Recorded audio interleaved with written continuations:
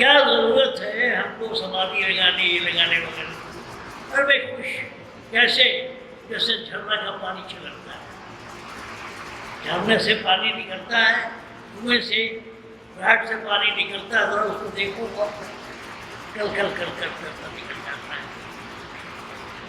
तो उस तरह तुम्हारी जिंदगी में मस्ती होनी चाहिए।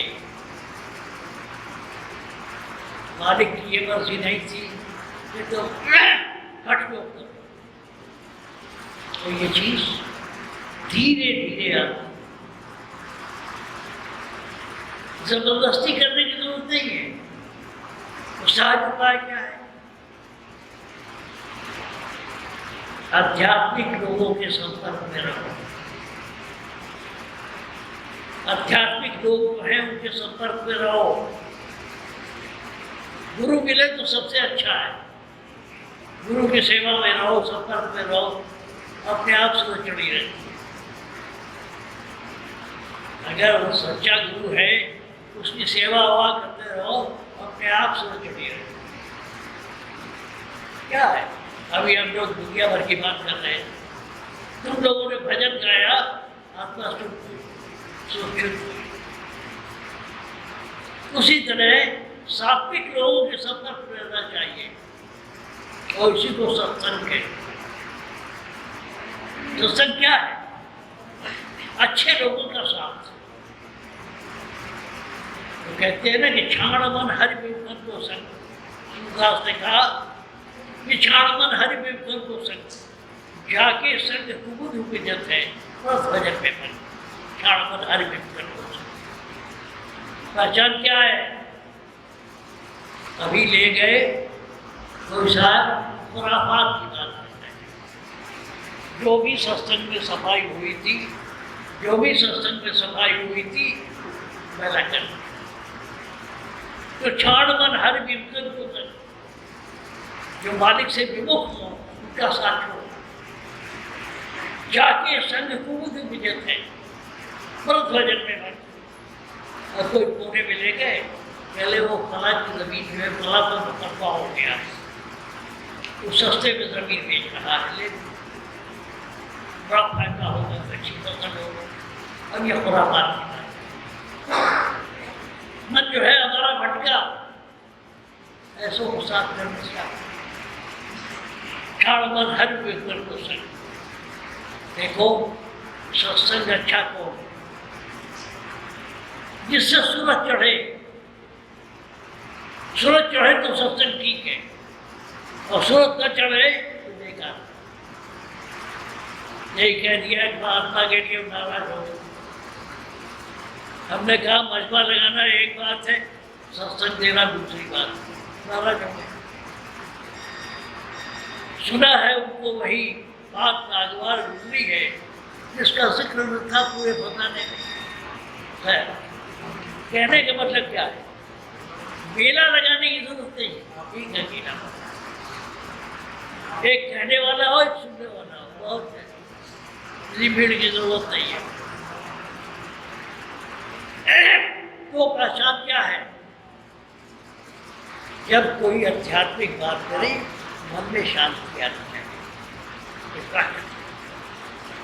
स्वामी जी ने भी कहा है कहीं कि जब वो घट का हाल सुना में सूरज ऊपर चढ़े, सूरज नहीं चढ़ती, बेकार है, बकवास है। अच्छे सत्संग की दो पहचान है। एक तो मन में जो ख्याल लेके आए हो उसका जवाब मिल जाए। दूसरा क्या है? तुम्हें शांति मिलनी चाहिए। ये सारा आडंबर शांति के लिए है। ये सत्संग बार बार क्यों होता है? इसलिए कि वो अंदर की बात समझाने में लगता है। वो अंदर का अनुभव है, वो समझाने में लगता है। जब एक सिरा पड़ता है कभी दूसरा, बात खत्म नहीं होती। तो सच्चे सत्संग की पहचान वो है। एक तो जो तुम्हारे मन में ख्याल हो, जो शंका हो, जो विचार हो, उसका जवाब मिल जाए। दूसरी बात क्या है? शांति मिल जाए। अब ये कैसे होगा? क्यों ये गुरु किया जाए? देखो, मैंने कई बार कहा, दुश्मनाचार का अभ्यास करो। कैसे करें? अब आंख बंद कर लिया, आंख थोड़ी देर में खोल देना पड़ेगा, क्योंकि आंख को देखने की आदत है, कुछ चाहिए। कहा गया गुरु का ध्यान। कान को सुनने की आदत है, कहा गया कि अंदर जो शब्द हो रहा हो, जबान सुमिरन कर। यही बात अभी भजन में पढ़ा गया। दाता दयाल ने खोल के कहा, भरोसा तेरा है तेरी आसमान में, लगा रहता हो तेरे सुमिरन भजन में। यही है जतन और यही कामना, यही है जतन। उन्होंने बता दिया कि भाई तीन काम यही करना। और एक बात बताए, जो हठ योग करोगे ये ठीक नहीं है, नुकसान करेगा। आराम से धीरे धीरे, सैकड़ों जन्म का मन है बिखरा हुआ, काबू आने में टाइम लगेगा। बड़े प्रेम से धीरे धीरे करो, काबू पे आ जाएगा। जबरदस्ती करोगे तो वही याद है, कुत्ता तंग कर रहा है, डंडे से मारा, वो ताकत के नीचे चुपचाप बैठ गया, थोड़ी देर बाद में चुप होगा। इसलिए ये हट योग आसानी से कर। आप सवाल ये है कि गुरु क्यों किया जाए? दूध को बहुत उबालो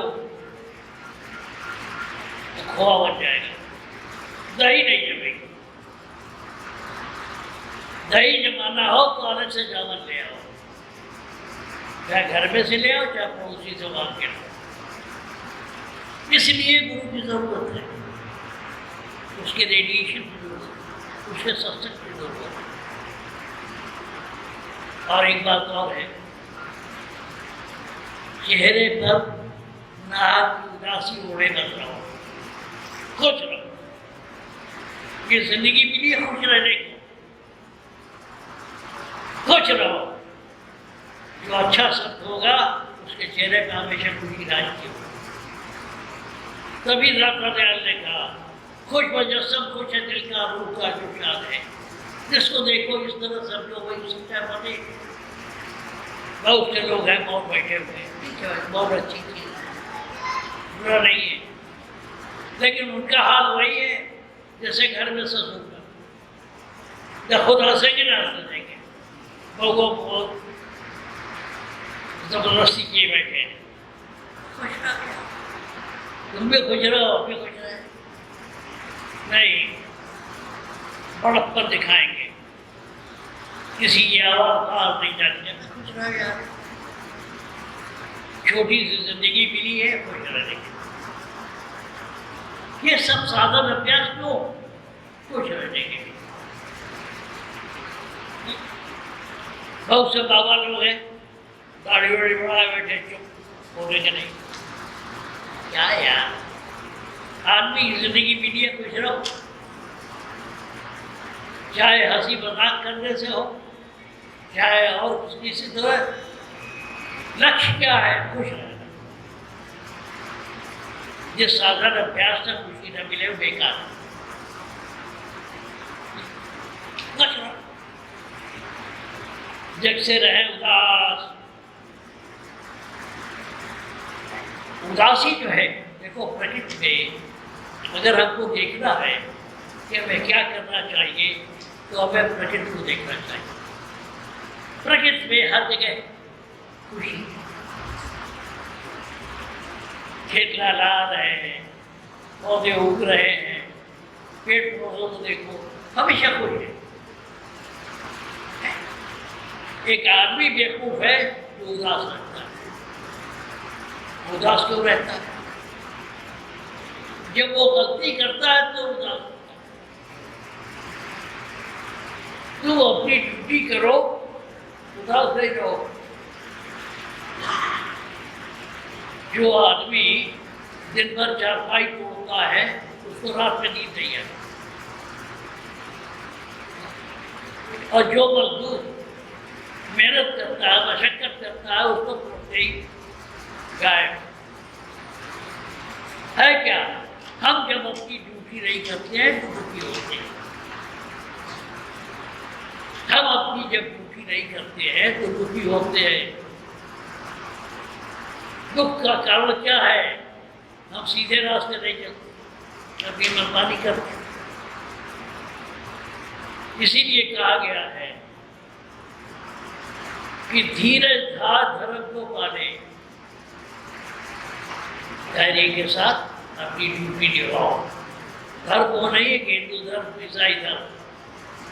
धीरज धार धर्म को पाले, आसान तरीका है। धीरज धार धर्म को पाले, जग से रहे उदास। उम्मीद मत करो किसी से कि दुनिया तुम्हारी सेवा करेगी, ये करेगी। अपना साजू सबका जाना ताई मिले। सीधी बात। तो नाहक चक्कर में पड़े हुए हो, भला किताब में ये लिखा, उसमें ये लिखा, उसमें वो लिखा, तो छोड़ो यार। हम तो आसान सी बात बताते हैं, धीरज धार धर्म को पाले। कभी कभी धर्म के पालन करने में ठोकर लगती, हम समझा रहे हैं, पति मानता नहीं, तो क्या है, चाहे नहीं समझा कल समझाएंगे, परसों समझाएंगे। लड़का है, ना कहो वो नहीं मन से चल रहा है, ऐसे में धैर्य रखो। धर्म ड्यूटी, धर्म माने ड्यूटी। धीरज धार धर्म को पाले, जग से रहे उदास। उम्मीद मत करो कि मूर्ति ला करके मुझको देगी खजाना, नहीं। अपना साजू सबका जाने ताहि मिले अविनाशी। अगर हमको प्यास लगी है तो हमें महसूस होना चाहिए किसको मिलेगी। आसान सी बात। सवाल ये कि दरवाजा खुलता रही जब तक गुरु नहीं मिलते। बड़े गुरु हैं, कोई आज पकड़ा गया, कोई कल पकड़ा गया, एक से एक पकड़े जा रहे। कारण क्या है? कारण यह है कि उन्होंने अपने खाने का इंतजाम नहीं किया।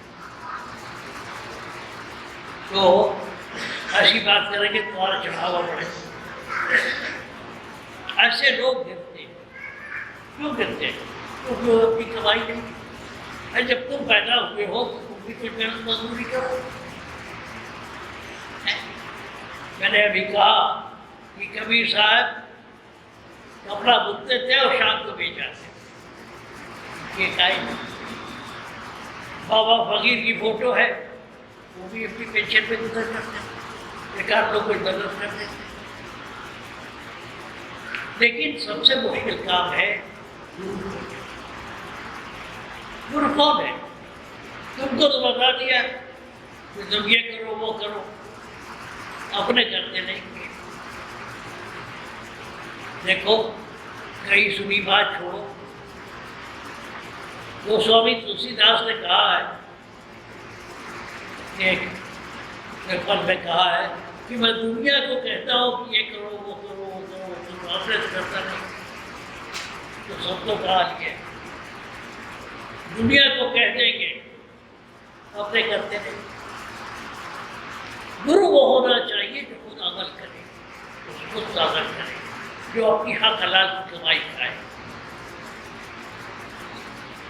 पैसे की जरूरत क्यों नहीं है? पैसे की जरूरत है। भाई लंगर चल रहा है, खर्चे हैं, लेकिन राजेंद्र सिंह की तरह बेवकूफ नहीं होना चाहिए। मिला करके 10,000 दे रहा, क्या जरूरत है? सालवान साहब का ये हुक्म है।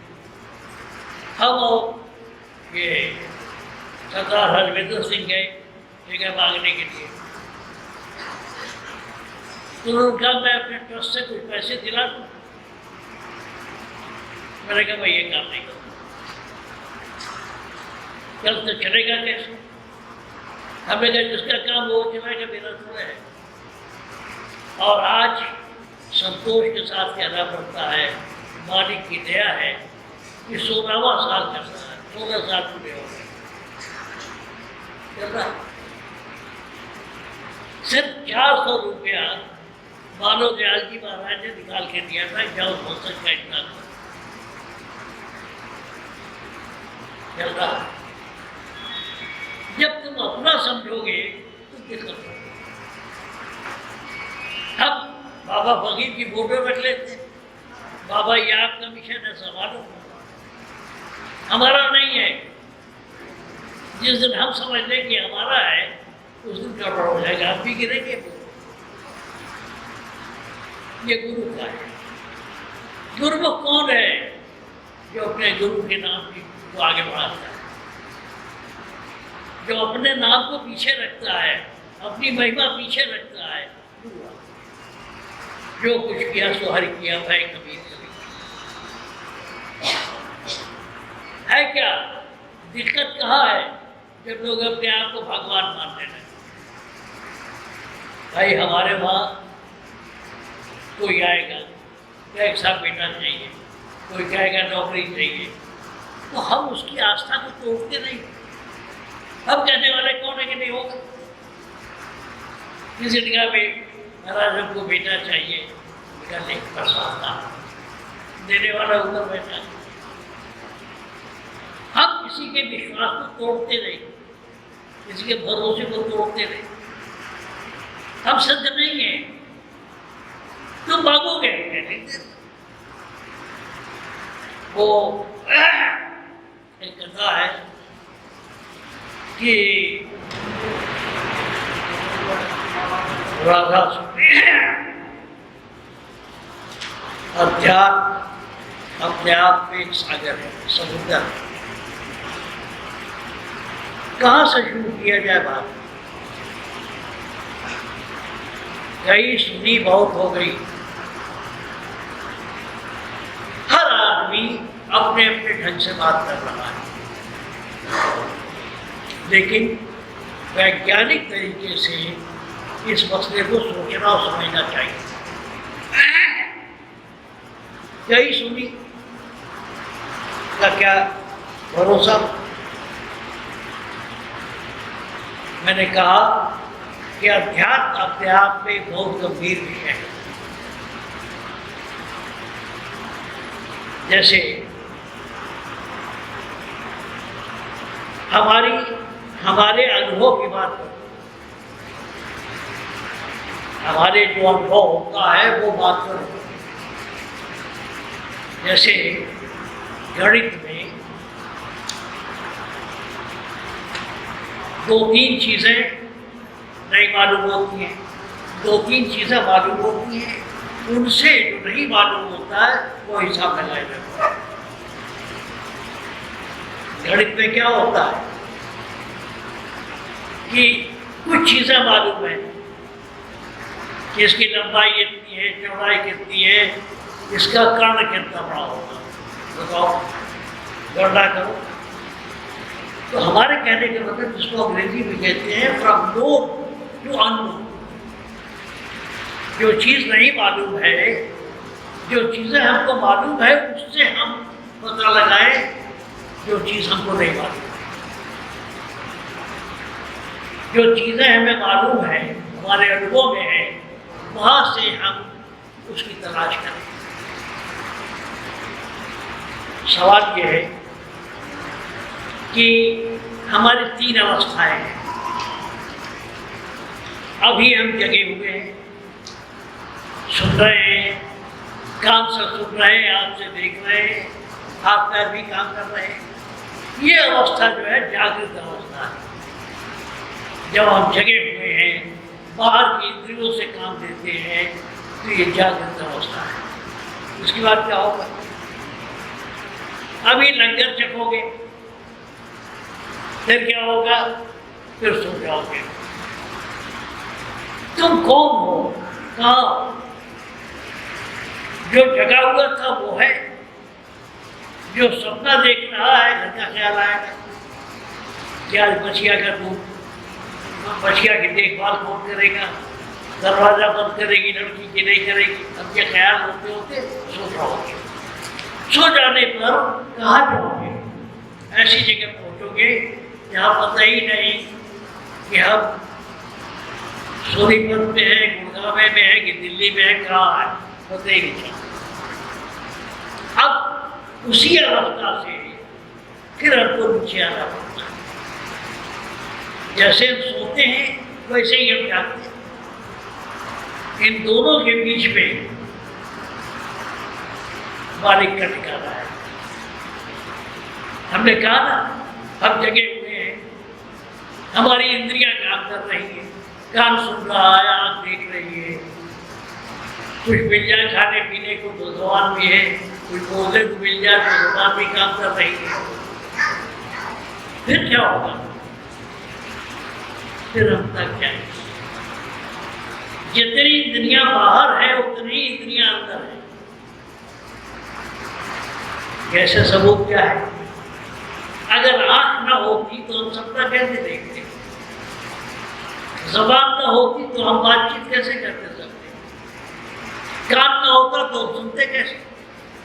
इस तरह से हम जागृत से स्वप्न में आते हैं। स्वप्न और जागृत में फर्क क्या है? जागृत में हमारी बाहरी इंद्रियां काम करती हैं, स्वप्न में हमारी अंदरूनी इंद्रियां काम करती हैं। जो अंदर आँख है वो इसीलिए देखा होगा शंकर भगवान की तीसरी आँख है, उसी तीसरी आँख से तुम्हें काम करना है। अब उसके बाद हम ऐसी जगह चले गए जिसको कहते हैं सुषुप्ति। क्या तो होश ही नहीं है कि हम कहाँ, और फिर जागने का तरीका क्या है? हम कहीं रोज का अनुभव है कि हम कहीं अचेत पड़े हुए हैं, फिर धीरे धीरे ख्याल आता है कि बगल के घर में झाड़ू लग रहा है, पानी भरने जा रही है, बातचीत कर रही, आप चल जाते हैं। अब इन्हीं दोनों के बीच में मालिक का वो है, मालिक किसी के बीच में।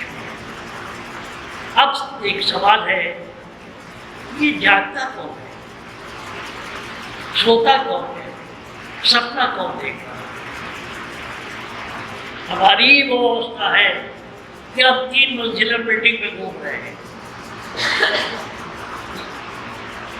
अब होना क्या चाहिए? देखो, पुराने धर्म में कहा जाता है कि 10 इंद्रियां हैं, उनको काबू करो, 10 इंद्रियों को काबू करो। कबीर साहब का बड़ा एहसान है, उन्होंने 10 से 3 बना दिया। ये मन जो है बड़ा चंचल है, काबू में नहीं आता, इसको कैसे काबू करें? 3 चीजें। कबीर साहब ने 10 छोड़ दिया, 3 की बात कि कुछ देर आँख बंद करो, कुछ देर ज़बान बंद करो, कुछ देर कान बंद करो, मिल जाएगा। अब सवाल है, बच्चे को देखो, बच्चा पैदा होता है, 2-4 दिन तक वो अपने में मस्त रहता है। अब सवाल है, ये सत्संग, ये साधन, अभ्यास तो जरूरी है। हमको शांति चाहिए। दुनिया का हर काम करके हमने देख लिया, सारी होशियारी बरत के देख लिया, शांति नहीं मिली। क्या करें? शांति पाने के लिए क्या करें? हमको नए पैदा हुए बच्चे से सीखना होगा। तो क्या है, अपने मस्त, जब भूख लगी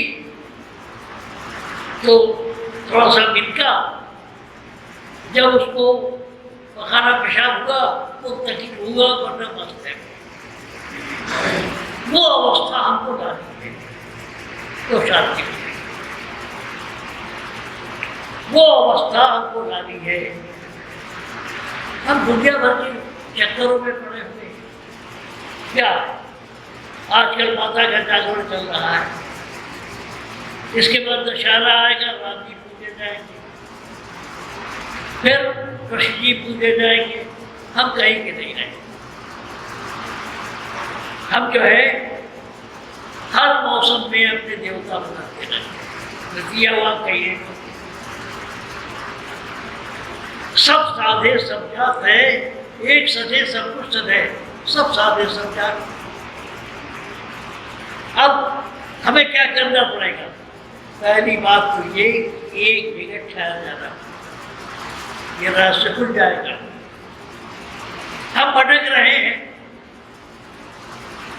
अब है क्या, हमको अगर कहीं जाना हो तो किसी जानकार से पूछे कि भाई रास्ता क्या है। जो रास्ता बताए वही गुरु है। गुरु कौन है? जो खुद जानकार हो, जो पहुंचा हुआ हो, वहां पहुंच गया, उससे पूछना पड़ेगा।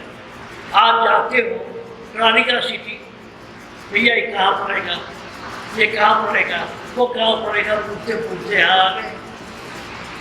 तो जो तुम्हें रास्ता बताए, अब सवाल है कि हमको उसी अवस्था में लौटना है जिस अवस्था में हम देखते थे। दुर्मुहा बच्चा, दूध पीता हुआ बच्चा, अपने में मस्त, उसको कोई चिंता फिक्र नहीं। उस अवस्था में आने के लिए करना क्या हो? हमें किसी जानकार का सहारा लेना हो। अब गुरुओं की तो फरमान है। गुरु के क्या लक्षण होने चाहिए? पहला लक्षण तो ये हो कि वहाँ खलास की कमाई करता हो, उसका अपना कोई धंधा हो, व्यवसाय हो। कबीर साहब जो आए थे, दिन भर अपना करके शाम को बेच आते थे। जो आदमी आग पे चढ़ावे पे जिसकी नजर होगी, वो वही बात करेगा जिससे चढ़ावा पड़े। बात तो वो करेगा जिसका कोई गलत नहीं। गुरु क्या होना चाहिए? निस्वार्थ होना चाहिए। ठीक, निस्वार्थ भी मिल गया, लेकिन उसको जानकारी ही नहीं है। जानकार अब सवाल है कि हम कैसे कहें कि दुनिया में एक से एक भेष बनाए घूम रहे हैं, जिसकी बातचीत से ठंडक मिले, दिल में कुछ तसल्ली आए, वो तुम्हारा। रामायण पूरी सुनाने वाला, महाभारत सुनाने वाले से बात नहीं बनती। बात वो हो जब वो ऊपर की बात करे, अध्यात्म की बात करे, तो हमारे भीतर में शांति आए। ये फर्क है, ये फर्क है। बड़ा मुश्किल है गुरु खोजना। गुरु ने स्वार्थ दिया, लेकिन उसको जानकारी नहीं, मूर्ख है, क्या फायदा? जिसको ये जानकारी हो कि रास्ता कैसे चले। तो मैं कह रहा था 10 इंद्रियों की जगह 3 इंद्रियों पर कहा गया कि 3 इंद्रियों का ध्यान, इनको काबू करो। अब सवाल है, सबसे ज्यादा हंसाने वाली चीज जो है कान है। कहीं गुजर हो रही है तो कान लगा हुआ है, अच्छी बात पे कान नहीं लगता, कान तो लगता पूरा बात में कि क्या क्या क्या हो रही है, जिसकी शिकायत हो रही है। इसलिए कान को काबू करो। अब कान को सुनने, अब कान को, दूसरी चीज है आँख। सारी लालच, लोभ, जितना भी है, काम, क्रोध, मद, लोभ आँख से पैदा हो। हमने किसी को देखा, अब का मैं देखा, ये अच्छा पहने है, ये बुरा पहने, ये अच्छा करे, अच्छा, आँख। तीसरी चीज जुबान। जुबान मीठी ना हो तो लड़ाई हो जाए। जैसे किसी ने कहा कि ऐसी वाणी बोलिए कस के झगड़ा हो, उससे मत बोलिए जो तबके से झगड़ा हो। अब ज़बान सारी खुराबात ज़बान से। अब इन कबीर साहब ने ये कहा कि इन तीनों को कब्जे में कर, लेकिन आदत छूटती रही। आँख को कुछ देखना चाहिए, आँख का काम है देखना। मुर्गा गुरु मूरत की ध्यान करो, उसी को देख लिया, आपको ये काम मिल गया। ज़बान को बंद कर ले तो क्या कर, सुमिरन कर, मालिक के नाम को याद कर। अब कान को क्या हुआ, अनहद जो धुन हो रही है वो अनहद, और फिर इधर उधर चढ़ाई कर। क्यों उधर चढ़ाई करें? हमने कहा जो नया बच्चा पैदा होता है वो अपने में मस्त रखता है, हम उस मस्ती को चाहते हैं तो जिसे उसका ध्यान लगा बिना लगा। भाई बच्चा जो निहाल रहा देख रहा है, जो अपने मस्त है, भूख प्यास के अलावा उसको कोई फिक्र नहीं है, उस मस्ती में फकीर को आना होगा। इसलिए हम दोनों आँख बंद करके तीसरा के लिए उसका आगे चले। अब है क्या नाम सुमिरने का तरीका, क्या मैं खोल के बता।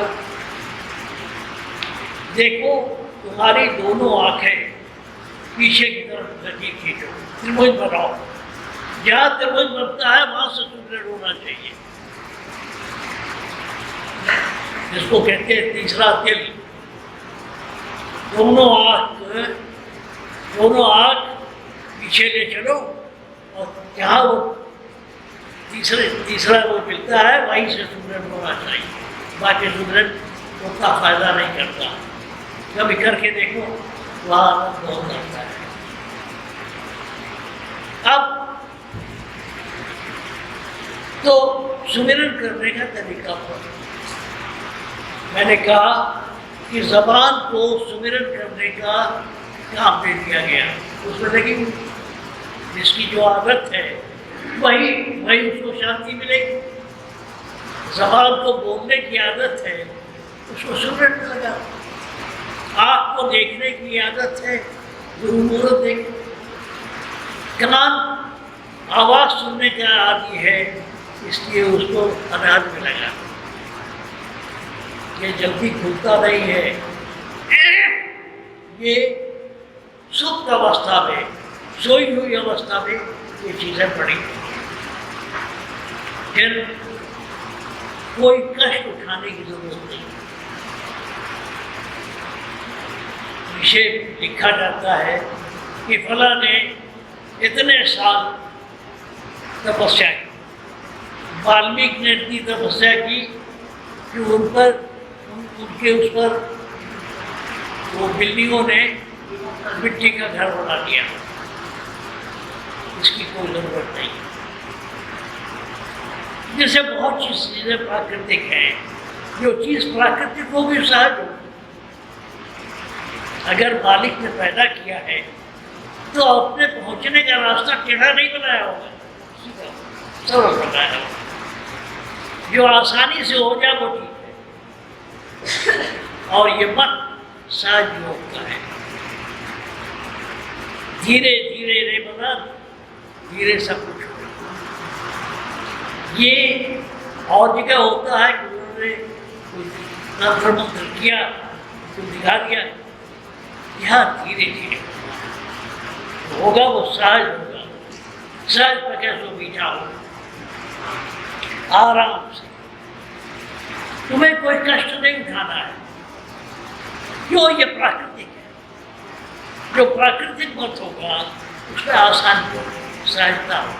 ये हो आपकी जिंदगी में बहुत सा अनुभव हुआ, जो चीज़ें प्राकृतिक थी वो सहज थी। इससे टेढ़े मेढ़े रास्ते पर जाओ आसानी से। आसानी से साधन, आसानी से अभ्यास करो। कोई जरूरी नहीं है कि आप अपनी इंद्रियों को नाहक कष्ट दें। क्या आजकल नवरात्र का व्रत, कला व्रत, अपरा व्रत, रोजा रखिए, रोजा रखिए, व्रत कुछ कर नहीं हो, आराम से चलो। ये ख्याल रखो, आराम से चलो, कोई जल्दी नहीं। मानव दयाल जी महाराज कहते थे नो हरी नो वरी, जितना नहीं तो आराम से चलो। इसलिए ये तरीका आराम से चलने का है, आराम से चलने का है। अपने को कष्ट मत करो। एक नियम बना लो कि सुबह शाम या जब कभी मौका मिले आप अभ्यास करो। तो स्वामी जी ने ठीक कहा, एक घड़ी आदि में बुनियाद, लोग घंटों बैठ के सुमिरन कर रहे हैं, कुछ नहीं फायदा।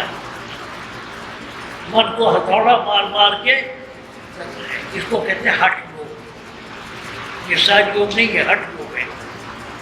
कि नहीं साहब मैंने तय कर लिया है कि 1 घंटा सुमिरन करें, हठ योग है। ये प्राकृतिक नहीं है, जबरदस्ती है। तुम जबरदस्ती बन आराम से जाओ। हाँ, लेकिन जो नियम बना लो उसमें चलो। एक तो नियम बना लो कि कब अभ्यास करोगे। अभ्यास का मतलब क्या? प्रैक्टिस। उसको कब करोगे नहीं करोगे। हम साधारण लोग हैं, दिन भर काम काज करते हैं, ऑफिस है, ये वो जो भी है, शाम को जब मौका मिले तो सुबह गुरु मूर्ति है जिस पर विश्वास हो उसको दंडवत करो, और जब मौका मिले तब साधन करो। बड़े बड़े लोग अपने को सिद्ध मानते। सिद्ध की पहचान क्या है? भाई आदमी ये सिद्ध हुआ कि नहीं हुआ, उसके लिए दादा दयाल ने बड़ी अच्छी कसरत की थी। खुश मजस्सम, खुश है दिल का, रूह का जो शान है, इसको देखो इस तरह समझो वही सच्चा फकीर। लोग मुंह लटकाए बैठे हैं, न खुदा से के रास्ते देंगे, न हंसी मजाक, न जाने कौन सा गम को सताए हुए। जो सच्चा फकीर होता है उसके तन में खुशी होती है, उसके मन में खुशी होती है, उसकी बातचीत पे हंसी मजाक होता है। ये नहीं कि बाबा जी बोल है। दाता ने इसीलिए कहा कि खुश मुजस्सम, मुजस्सम कहते हैं शरीर को, वो शरीर से मुजस्सम हो। खुश मुजस्सम, खुश है दिल का, रूह का जो शान हो, जिसकी आत्मा पसंद है। ये एक आदमी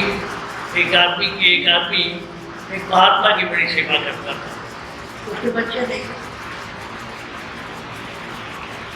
तो उसने कहा कि भाई बड़ी सेवा की। उन्होंने नारद की बात है, क्या महाराज? उसने कहा, नारद ने पूछा क्या चाहिए? उनका बेटा हमारे पास बेटे नहीं है, बच्चे नहीं है। नारद चले गए ब्रह्मा के पास।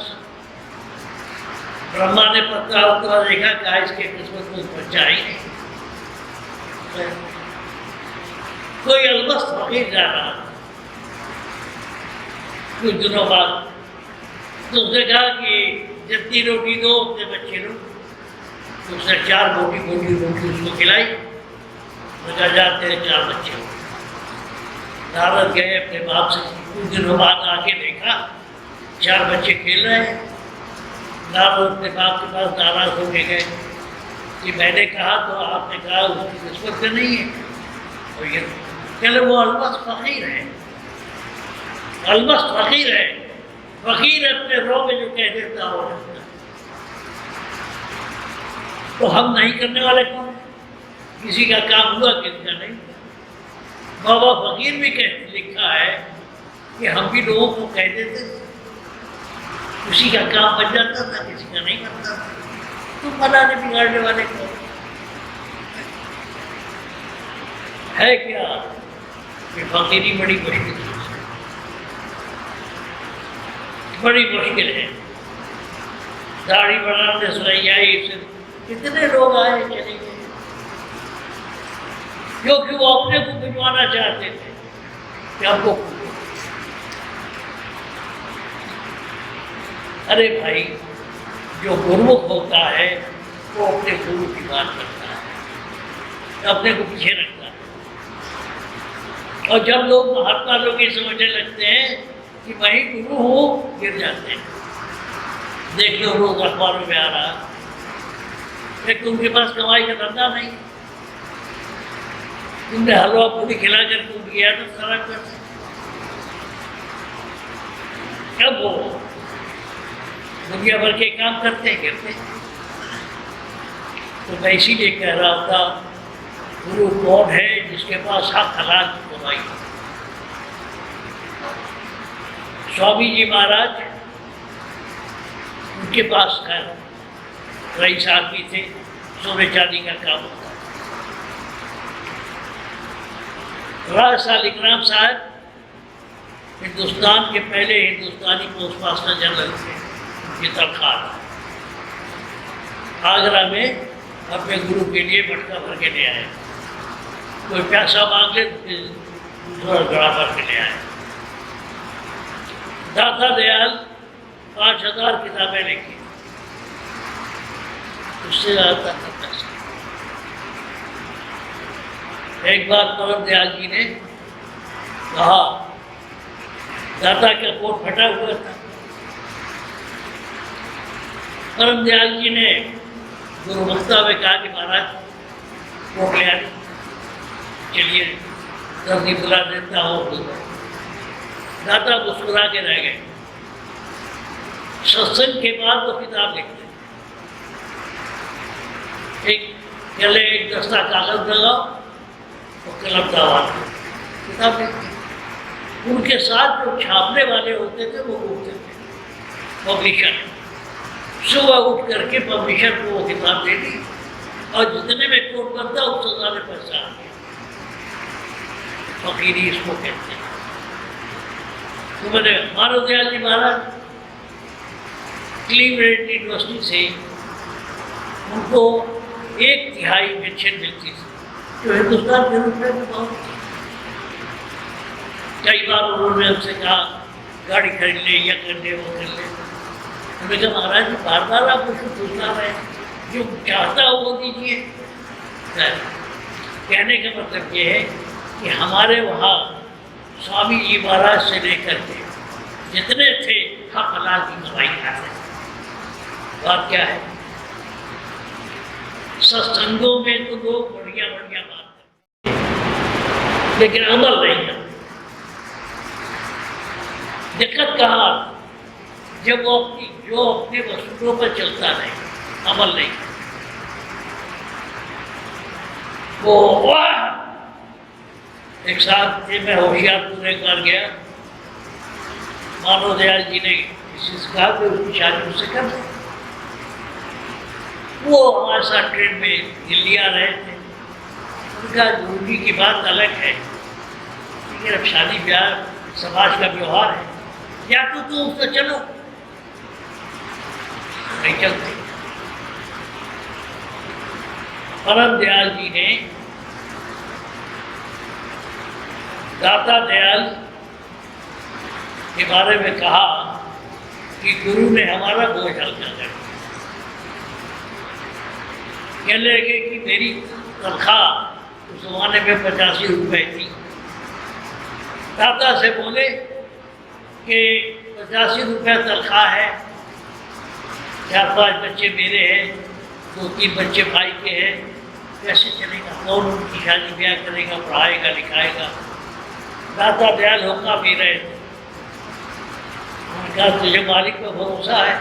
चला हाँ है, तो चलो तो मालिक जो करेगा वो ठीक है, वही भरोसा तेरा है, तेरी आसमान में। कहने लगे बाद में बुढ़ापे में, कहने लगे सत्संग में कि मेरी एक लड़की ब्याही थी, दमा दोस्त तंग करता, कभी साइकिल मांगे कभी घड़ी मांगे, तो बेटी बन गई। पहले एक बेटी 14-15 साल की थी, उसकी शादी की फिक्र थी, वो भी बन गई। मेरे 2 बेटे थे, ये था कि एक मकान बनवाया है, इसमें जगह होगा, एक बेटा बन गया। मेरा तो खून बढ़ गया। ऐसा विश्वास कहाँ होगा? विश्वास होना चाहिए गुरु पर। कौन है?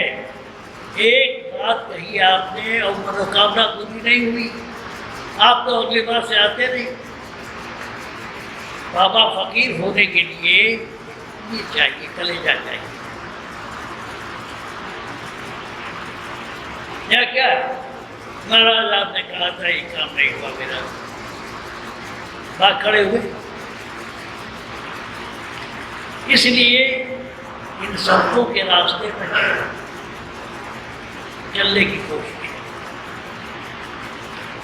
मैंने कहा जन्मों का भटका हुआ मन है, टाइम लगेगा, टाइम लगेगा। दूसरी बात ये कि देखो सुमिरन ध्यान भजन तो करना है, भरोसा तेरा है, तेरी आसमान में लगा रहता हूँ, तेरे सुमिरन भजन में, सुमिरन भजन। अब ये मैंने कहा कि सुषुम्ना नाड़ी पर अभ्यास होना चाहिए। दोनों आंखें पीछे ले चलो, लाइन जहाँ कट करती है वो तीसरा तिल है, वहाँ पर बैठ के अभ्यास करो और आनंद आएगा। बता दिया, कल से तुम लोग आओगे नहीं, इसलिए कि भेद को बता दिया। वहाँ अभ्यास करो, वहाँ अभ्यास करो तो दुनिया की बातें छोड़। है क्या? इस किताब में ये लिखा, उस किताब में वो लिखा, ये कहा, पढ़ाने सकते ही गए, तो मत प्रैक्टिस करो आराम से, कष्ट मत दो अपने को। कोई जरूरी नहीं है कि 2 बजे रात को उठ के सुमिरन कर, किसके सुमिरन कर रहे हो? एक बार जैसे परम दयाल जी इधर उत्तर भारत में थे, दक्षिण भारत में नंदूबाई थे, तो दाता दयाल ने बुलवाया, नंदूबाई बुलाओ। नंदूबाई ने कहा कि मैं अभ्यास कर रहा हूँ। दाता दयाल ने कहा मैं यहाँ बैठा हूँ, अभ्यास किसका कर रहा है? जो क्या है, अपनी नींद खराब कर, 2:30 बजे रात को उठे भजन कर, बेकार। धीरे धीरे मन ठहर जाएगा, आप नए हो जाओगे, अभ्यास की भी जरूरत नहीं पड़ेगी। देखो स्कूल में दाता दयाल ने लिखा है कि स्कूल में आदमी पढ़ता है 2 साल 4 साल 10 साल, लेकिन स्कूल में खटिया बिछा के सोता नहीं। ये सत्संग भी कुछ लोग के, सत्संग आते रहो अच्छी बात है, लेकिन ये सत्संग भी बहुत लोग नहीं है। दाता दयाल ने 1.5 दिन या 2.5 दिन अपने गुरु का सत्संग किया था। ये भी नहीं है कि तुम सारी जिंदगी सत्संग करते हो, अभ्यास करो। गुरु वो है तुम्हारे अंदर को खोल देगी, ऐसी ताड़ी लागी, उठक बैठक कबोल मिश्र ऐसी ताड़ी लागी। देखो आखिरी अवस्था क्या है ना? भाई तुम्हें जब मालूम नहीं कि तुम्हें जाना कहाँ है, तो आखिरी अवस्था भी बता रहा हो।